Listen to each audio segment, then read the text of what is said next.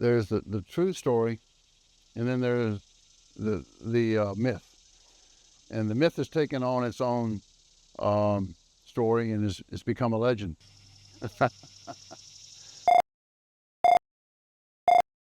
I heard it's all natural. It's homemade. It's grown here in Virginia. It's just good. Local food. Cooperatively Yours, a community story. My name is Snead, and I own Snead's Farm. When I was a child, growing up on a dairy farm, I had the influences of both my grandfathers who farmed and my father. So my grandfather had an acre garden and my father had an acre garden. And they let me be involved in raising the vegetables in the garden. I started when I was 6. So every Saturday I'd load my bicycle up and I'd fill those baskets up with produce and eggs and fruits and go door to door. It was pretty exciting. Before I was 11, I knew that I wanted to have my own fruit and vegetable farm. So yeah, I sell a lot of things to the food co-op. We have raspberries, blackberries, peaches.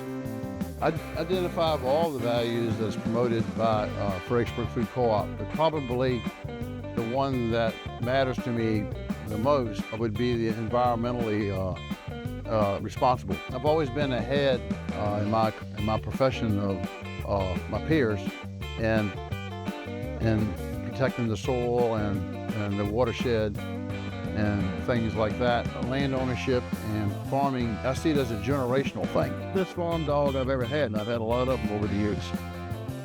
Good job. Brought to you by the Fredericksburg Food Co-op, a community-owned grocery store where everyone is welcome to the table.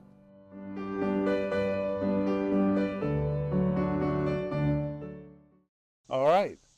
The myth is, first of all, it's my wife's helicopter, it's not mine. In fact, most everything on this farm is my wife's, not mine, but especially that helicopter. So she was the first Army pilot in the armed services, and she flew in Vietnam helicopter missions. And when the Saigon fell, you've seen videos, I'm sure. I was living in actually, of people pushing these helicopters off of ships and off of tall buildings and blowing them up as they were trying to get out of there. So the commanding officer said, "Would you like a helicopter to take home?" She goes, "Yes." He says, "Well, you got to fly it yourself." So most people go, "Wow, that's incredible. She flew that helicopter from Vietnam to here." Then every now and then you run across a smart person and they'll go, "Wait a minute. How did you get here on one tank of fuel?" And I said, "Well, first she flew to the Philippines, the base there. Then there's a base somewhere in, I forget the name of it, in southern Japan. Then she flew to Midway, kind of like the reverse of what they did in World War II to get to Japan.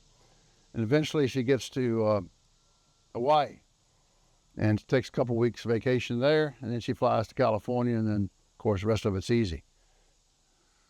That's the myth.